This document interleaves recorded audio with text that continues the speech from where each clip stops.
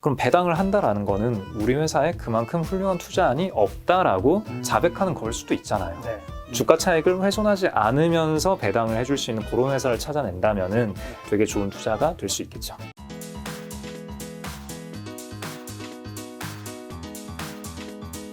오늘 책은 바로 다모다란의 투자 전략 바이블 편입니다. 대표님은 요즘에 좀 어떻게 지내셨어요? 뭐 잘 살고 있습니다. 네. 아, 대표님 잘 살고 있고 네. 대표님이 잘 살고 있는 거는 뭐 사실 회사 수익률이 제일 중요한 거잖아요. 자산운용사니까. 네, 어때요? 수익률 뭐 소문은 좀 나가지고 뭐 무슨 소문? 아니 뭐 네 그냥 괜찮아요. 네. 네. 수익률 야, 뭐 네. 괜찮다라. 네. 근데 올해는 네. 너무 수익률이 좋아가지고 아 진짜로? 사실 이거는 정말 저도 다른 분 통해서 얘기 많이 들었어요. 여기 라쿤 자산운용의 수익률이 굉장히 좋다고. 네. 근데 이게 뭐 네. 한 해 수익률이 지나치게 좋다 보면은 일단 그 다음에는 일단 기본적으로 기대치가 높아져 있고 네. 그리고 또 전반적으로 저희가 가지고 있는 주식들 중에 오른 게 많다 보니까 또 새롭게 돈을 벌 뭔가를 찾아야 되고 이러니까 그 다음 해가 되면은 약간 고객분들의 기대치는 높은데 저희가 실제로 낸 성과는 그걸 네. 맞추지 못하고 그래서 서로 약간 서먹해지는 경우가 생겨가지고 그렇죠. 지금 사람들이 네. 눈높이는 또 여기 와 있을 때. 그러니까요. 예, 그래서 올해의 수익률은 다시 반복되기는 아주 어렵습니다라고 고객분들께 계속 말씀을 드리고 있고 뭐 그러는 중이라서. 그럼 이제 네. 어쨌든 지금 장은 안 좋았는데 수익률이 좋았던 노하우가 있을 수 있잖아요. 한 가지 뭔가 이런 것들을 잘했기 때문에 좀 좋았던 것 같다. 요것만 좀 풀어주신다면. 뭘 별로 열심히 안 했다? 뭘 열심히 하냐. 아, 주식이라는 게 이게 너무 열심히 하면 잘 안 돼요. 주식하는 마음이라고 작년에 나온 그 네. 재밌는 주식책이 있는데 네. 네. 본인 책이죠? 그 저랑 이름이 같은 사람이 썼더라고요. 네.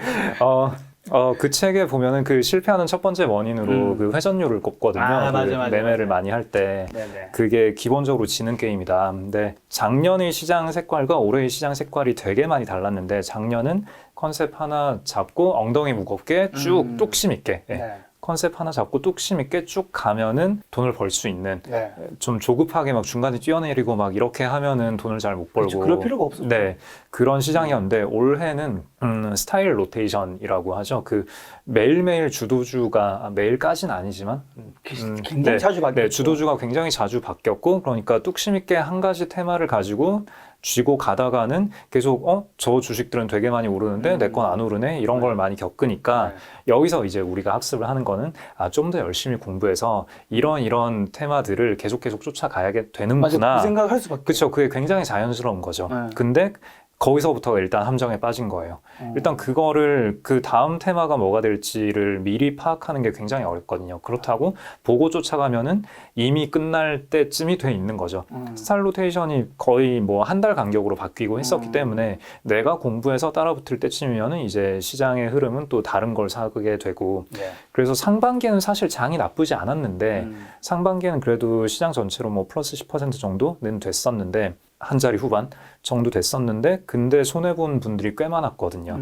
그러니까 이거를 허겁지겁 쫓아가려고 하다가 손해를 본 분이 대단히 많았고 그리고 하반기가 돼서는 다 같이 흘러내리는 장에서 특정 몇몇 테마들만 또 가고 하니까 상대적인 박탈감 느끼고 그래서 못 참고 뛰어들면 또 빠지고 뭐 이런 걸 계속 당하니까 대표님 회사는 네. 그거를 뚝심 있게 상반기부터 좀 좋게 본 종목을 계속 가져갔기 때문에 그런 거예요? 아니면 남들보다 그 스텔 로테이션에 빨리 들어갔기 때문에 좋았던 거예요? 둘 중에 어느 쪽이냐라고 하면 첫 번째 전자에 가깝죠. 그러니까 올 상반기에 뭐 저희도 당연히 하반기보다는 상반기의 수익률이 훨씬 좋았는데 그게 올해 장을 예측하고 올해는 이런 색깔일 거야라고 예측을 하고 들어간 종목들이 많이 올랐다라기보다는 뭐 작년에도 종목들이 많이 올랐지만 작년에 이제 안 오르고 좀 이제 지지부진했던 종목들 그런 종목들이 올 상반기에는 많이 올라줬고 물론 또 퀀트는 또 약간 다른 얘기긴 한데 퀀트는 또 기가 막히게 이걸 잘 잡아가지고 상반기에 좋았긴 했는데 아무튼 그랬고 하반기가 됐을 때 또 하반기에 또 핫했던 몇몇 섹터들이 있잖아요. 그런 섹터들은 또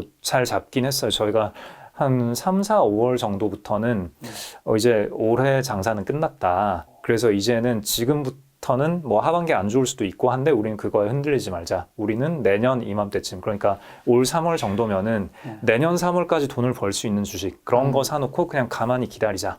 아무것도 하지 말자.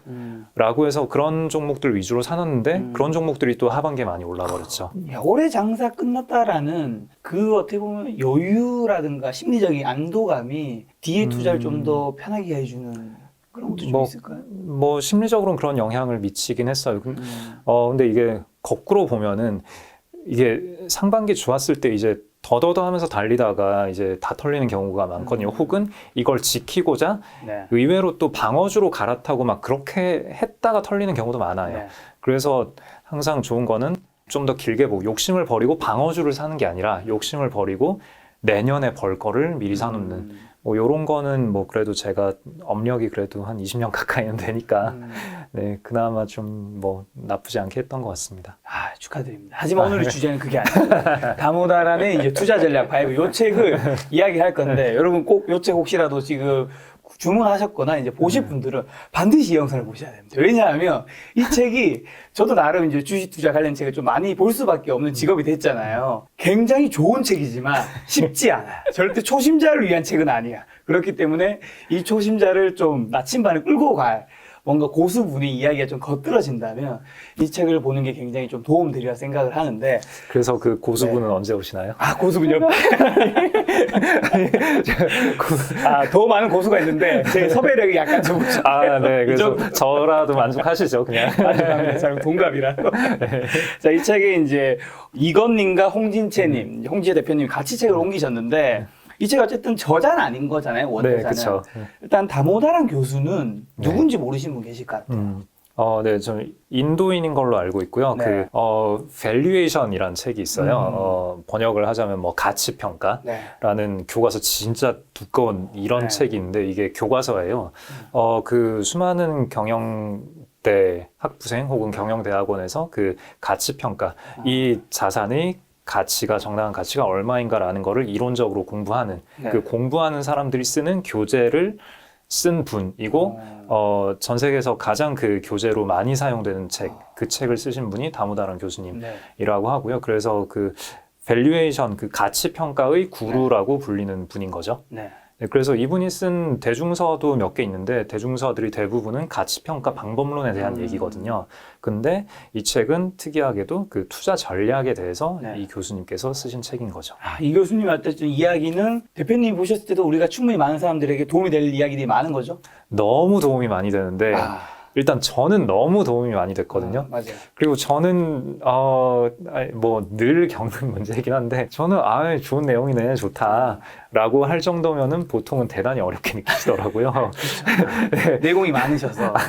자, 그러면 이 교수님이 이 책에서 진짜 하고 싶은 말은 뭔가요? 사실 이게 책 페이지가 거의 한 600페이지 정도 되는데 사실 책 내보셔서 아시겠지만 저자가 진짜 하고 싶은 말은 압축하면 딱 심플하게 나올 수 있잖아요. 한 문장으로 얘기를 해보자면 그건 것 같아요. 그 투자 아이디어를 어떻게 검증할 것인가. 그러니까 저희가 뭐 일상생활에서 뭐 여러 가지 투자 아이디어, 전략 얘기를 많이 듣잖아요. 뭐 이 회사 되게 좋아 보인다. 왜 좋아 보이냐? PR이 싸다. 혹은 어떤 모멘텀이 붙어 있다. 맞아. 뭐 수급이 좋다. 뭐 혹은 뭐 어떤 호재가 있을 거다. 혹은 또 어떤 게 있을까요? 내가 어떤 회사의 뭐 이런 제품을 발견해봤더니 좋더라. 그렇죠. 그 어떤 제품을 내가 써봤더니 좋더라. 뭐 등등등. 그다음에 뭐 이익 안정적인 회사는 투자하기 좋다. 뭐 이런. 그렇죠. 이 회사는 이익이 따박따박 잘 나오고 있으니까 좋은 회사다. 이런 얘기들이 이제 한꺼풀 벗겨봤을 때 어떤 원칙들이 담겨 있는 거죠. PR이 낮다, 싸다라는 얘기는 다시 말해서 PR이 낮은 종목은 초과 수익을 줄 수 있는 주식들이다. 그러니까 그렇죠. 저PER 종목을 사는 게 초과 수익을 낼 수 있는 전략이다라는 명제가 그 밑에 깔려 있는 거죠. 네. 근데 우리는 어떤 얘기를 듣고 그래? 좋아? 이러고 샀다가 사고 나면 주가가 실제로는 그렇지 않더라고요. 오를 수도 있고 떨어질 수도 있는데 주가가 오르건 떨어지건 간에 사실 배우는 게 별로 없잖아요. 맞아요. 저 PR 종목을 샀는데 사서 한번 돈을 벌었다. 그래 저 PR 주식 사면 되는구나. 한 가지 배웠지만 말씀하신 대로 그 다음에 저 PR 주식 샀는데 또 떨어지잖아요. 떨어져. 그럼 뭐야, 저 PR 안 먹히네? 그러니까. 근데 또 어떤 데서는 또 벌 때도 있어. 근데 또 못 벌 때도 있고. 그럼 대체 뭐야 이게? 맞아. 싶은 거잖아요. 그쵸. 그러니까 이거를 우리가 어떻게 검증을 할 것이냐. 그러니까 우리가 오늘 이 두 가지 용어를 기억을 네. 해야 돼요. 일화적 증거와 네. 통계적 유의성. 이 두 용어를 반드시 기억을 해야 돼요. 네. 우리가 일상적으로 이야기를 하는 이거 괜찮은 것 같아. 혹은 맞아. 이런 주식 샀더니 돈을 벌었어. 네. 이런 얘기들은 전부 다 일화적 증거예요. 그렇죠. 네, 그냥 하나의 사례일 뿐인 거죠. 맞아요. 네, 근데 여기에서 우리가 원칙을 도출하고 나중에 나의 의사결정에 유의미하게 반영을 하기 위해서는 맞아요. 통계적 유의성 검증을 해봐야 돼요. 자, 저 PER 주식을 산다? 저 PER 주식이 초과 수익을 준다? 이걸 어떻게 검증을 할 것이냐? 하려면 자, 일단은 용어 정의부터 해야겠죠. 저 PER은 뭔데? 네. PER이 10배면 싼 거야? 15배면 싼 거야? 8배면 싼 거야? 그렇죠. 뭔데? 이거부터 정의를 하고 그 다음에 저 PER 주식을 샀을 때 실제로 어떤 결과가 있느냐 네. 그런 걸 보고 그리고 그 이전에 그것도 해야 되죠. 저 PER이 돈을 벌어야 하는 이유는 뭔데? 이론적인 근거가 뭔데? PER이라는 지표는 도대체 무엇이며 저 PER 주식이 시장 전체보다 초과 수익을 준다면 주는 이유는 무엇인데? 그러니까 통계적 유의성은 경험적인 결과인 건데 네. 그렇게 그 경험적인 결과만 가지고 바로 우리가 결론을 지으면 그건 또 위험한 거죠. 그러니까 어떤 연역적인 메커니즘, 네. 왜 이런 주식이 돈을 벌 수 있어야 되느냐. 그렇게 이론적인 근거와 경험적인 근거 네. 두 가지가 다 합쳐지면은 다 근거가 충족이 되면은 저 PER 주식은 웬만하면 돈을 벌 수 있는 게임이구나 네. 라는 얘기를 할 수 있고 주변에 권할 때도 어떤 주식을 봤을 때 이 그렇죠. 회사는 PER이 낮으니까 약간은 유리한 확률인 것 같아. 요 정도 얘기를 이제서야 할 수 있게 되는 거죠. 그렇죠. 실제로 책에서도 우리는 어떠한 주장을 할 때 일화적 증거와 통계적 유의성을 구분해야 한다면서 많은 분들이 아마 궁금해하실 게 방금 말씀해 주신 것처럼 저 PER주부터 고배당주, 성장주, 역발상, 모멘텀 투자 이르기까지 대가들의 투자 원칙과 조언은 사실 우리가 수없이 특히나 뭐 작년과 올해는 투자 대가분들 이야기 우리 유튜브로 진짜 많이 들었는데 성과는 별로 좋지 않단 말이죠. 왜 그럴까요? 그게 방금 말씀해 주신 그런 내용이 포함된 거겠죠? 네, 포함돼 있을 거고요. 네. 그 얘기를 오늘 좀 풀어나가 보면 좋을 것 같아요. 네. 네, 디테일하게 하자면 할 얘기가 되게 많은데 그거는 이제 곧 시작됩니다. 여기서는 이제 책에서는 고배당주, 저 PR주, 저 네. PR주, 네. 저 PBR 이 모든 것들을 투자했을 때 여기에 어떤 함정이 있고 요 함정을 우리가 어떻게 좀 보완해야 될지 그런 내용들이 주로 담겨 있고요. 어쨌든 한 가지만 더 짚고 넘어가면 그러면 대표님은 이 책에서 가장 크게 배웠고 가장 좀 인상 깊은 건 뭐였어요? 배운 점은 이런 그 통계적 유의성을 가지고 어떤 식으로 검증을 해봐야 하는가, 질문을 어떻게 던져야 하는가, 네. 뭐 이런 것들 되게 많이 배울 수 있었고 그 개별 디테일들 되게 많이 배웠고 그 중에서 가장 인상 깊었던 거는 마켓 타이밍, 탑다운 전략. 그러니까 그 전체 매크로를 보고 시장에 네. 들어왔다 나갔다 하는 게 이 책에서 수많은 전략들에 대해서 뭐랄까 좋은 점 나쁜 점을 다 얘기를 해요. 이 책이 오해가 없으셨으면 좋겠는 게 그 전략들을 무조건 다 무의미하다라고 비판을 하는 그런 책이 그런 책은 아니거든요. 아니죠. 네, 이 책이 어떤 전략이 이러이런 경우에 작동하고 이러이런 거는 작동하지 않더라, 혹은 반대로 작동하더라. 맞아요. 뭐 이런 얘기를 굉장히 건조하게 잘 서술을 해주시거든요. 근데 수많은 전략 중에 가장 처참한 전략이 그 매크로 전략. 예. 전체 시장이 좋을 것 같으니까 들어갔다가 안 좋을 것 같으니까 일단은 빠져나오고 뭐 요런 식의 들어왔다 나갔다 하는 전략이 아주 처참한 결과를 그게 가장. 줘요. 네. 마지막에서 하나 앞 챕터 네.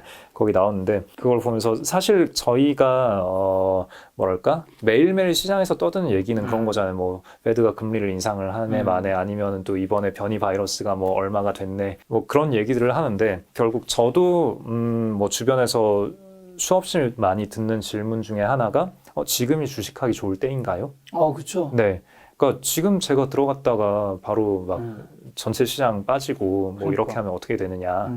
물론 그렇게 되면 기분이 안 좋죠. 안 좋은데 근데 중요한 거는 일단은 전체 시장이 어떻게 될지 안 될지는 예측을 하는 게 굉장히 어렵다. 네. 아무리 전문가라 하더라도 굉장히 처참한 결과를 낳는다. 이런 식으로 전체 시장을 보고 진입 타이밍을 결정하는 이런 전략은 성과가 굉장히 안 좋다라는 말씀을 드리고 싶고요. 그래서 우리가 해야 할 일은 그것보다는 내가 얼마나 여윳돈으로 투자를 하는가, 그리고 어느 정도 투자 기간을 가지고 있는가. 뭐 요거는 이제 이 책을 약간 벗어난 얘기긴 한데 네, 어느 정도 내가 여유 있게 버틸 수 있는 자금으로 플레이를 하느냐, 뭐 그게 내가 던져야 할 중요한 질문이다라고 생각합니다. 그래서 지금이 좋은 네. 때냐 아니냐라는 네. 거는 우리가 질문하기는 쉽지만 대답은 대체로 아주 무의미하다. 알겠습니다. 첫 번째 테마가 이제 고배당주인데 책에 나온 문장을 먼저 좀 말씀드려보면 고배당주 투자 전략을 채택할 때 이제 고려해야 할 핵심 요소로서 세 가지가 첫째, 일부 고배당주는 감당하지 못할 정도로 과도한 배당을 지급하고 있을 것이다. 그렇다면 배당 삭감은 시간 문제일 뿐이다. 둘째, 배당 성향이 높은 기업은 재투자가 적으므로 미래 이익 성장률이 훨씬 낮을 것으로 예상해야 한다. 따라서 고배당을 선택하려면 낮은 이익 성장을 감수해야 한다. 셋째, 최근까지 배당에 대한 세율이 자본 이득에 대한 세율보다 높았으므로 이 전략을 선택하면 세금 비율이 더 높아질 수 있다. 여기서 나오는 이제 문장을 좀 우리 쉽게 설명해 주시고 이 네. 핵심 요소 세 가지 외에 네. 또 생각하시는 대표님이 의견도 궁금합니다. 네, 이 책의 전반부에 우리가 좀 안전하다라고 생각하는 전략들을 먼저 제시를 하는데 그 중에서 이제 첫 번째로 나온 게 고배당주예요. 그렇죠. 고배당주 하면은 우리가 되게 안전하다고 생각하고 약간 연금 같은 느낌으로 맞아, 접근하는 맞아, 경우가 맞아. 많잖아요. 네. 배당이 나오면은 일단은 바로바로 내가 현금 흐름을 얻을 수가 있고 그 다음에 좀 안전할 것 같고 그래서 배당 수익도 얻을 수 있는데 만약에 주가도 상승한다면 그러면은 이중으로 돈을 버는 거잖아요. 그러니까 약간 채권인데 채권보다 좀 더 좋은 것 같은 느낌으로 좋아 많이 보이죠. 사는데 근데 실제로 배당주에 우리가 투자를 했을 때 어떤 일이 벌어지죠? 되게 배당은 나오는데 실제로 난 마이너스인 것 같아. 그쵸. 그러니까 이게 배당은 나오는데 주가 배당 5% 벌고 주가 5% 빠지면은 이거 뭐야 싶기도 하고 심지어 배당은 배당세를 따로 떼가잖아요. 네, 아직까지는 매매 차익에 대해서 국내 주식 매매 차익에 대해서 아직까지는 과세를 안 하고 배당세가 있는데 좀 높잖아요. 네, 좀 높아요. 네. 거기다가 이게 금융소득 종합과세 들어가 버리면은 이것도 좀 어렵거든요. 그리고 심지어 이게 약세장에서 좀 방어주 역할을 해줄 것 같은데 약세장에서는 또 더 빠져요. 이게 이 책에 나오거든요. 이 굉장히 흥미로운 포인트 중에 하나였는데 네. 배당주를 투자할 때 또 그런 생각도 많이 하세요. 지금 만약에 배당 수익률이 5%인데 주가가 만약에 반토막이 나면 그럼 배당 수익률이 10%가 되니까 이게 배당이라는 것 자체가 주가가 더 하락하지 못하게 어떤 하방을 지지해주는 역할을 한다. 네, 뭐 그럴싸하잖아요. 근데 불쌍한데. 주가가 다 같이 빠졌을 때 그게 시장이 전반적으로 되게 안 좋거나 회사에 되게 안 좋은 일이 생겼거나인 건데 그럴 때 회사가 배당을 똑같이 그대로 지급해야 될 의무는 없죠. 회사가 어느 날 너무 힘들어서 그러는데 저희도 배당 삭감하겠습니다. 그러면 주가 반토막인데 배당도 절반이 되면은 배당 수익률은 5%고 하방 지지는 못했어. 네. 그러니까 이게 우리가 배당주에 투자를 했을 때 최악이. 네, 피부로 느껴지는 이거 왜 이래 싶은 현상들인 건데 네. 자, 그럼 요런 것들을 실제 통계로 검증을 해보자면은 전반적으로 배당주 전체적으로는 어떤 결과가 나오느냐가 이 책에 나오긴 하지만 간략하게 말씀을 드리자면은 성과가 좋지 않아요. 성과 좋지 않다. 네, 초과 수익이 나지 않습니다. 몇 개 구간을 끊어서 봤을 때 혹은 어떤 다른 기준들을 좀 접목을 했을 때 성과가 나는 케이스가 있기는 한데 그렇다고 해서 고배당 전략이 좋은 전략인가에 대해서는 뭐 좀 그렇게 얘기하기 좀 어렵다. 그리고 약세장에 지켜주느냐에서도 약세장에서 더 많이 빠져요. 왜 더 많이 빠지죠? 추측은 고배당주가 보통은 좀 중소형주인 경우들이 꽤 많고 하다 보니까 전체 시장이 안 좋을 때는 일단은 급하게 주식을 파는 경우가 많고 그러면은 중소형 주식들은 받아줄 힘이 없으니까 더 많이 빠지고 거래량 부족한 경우도 많고 하니까 일단은 좀 모두가 아는 대형 기업은 가지고 가자. 중소형주는 잘 모르겠고 고민이 많이 되니까 일단 팔고 나중에 고민하자. 뭐 이런 시각들이 좀 있거든요.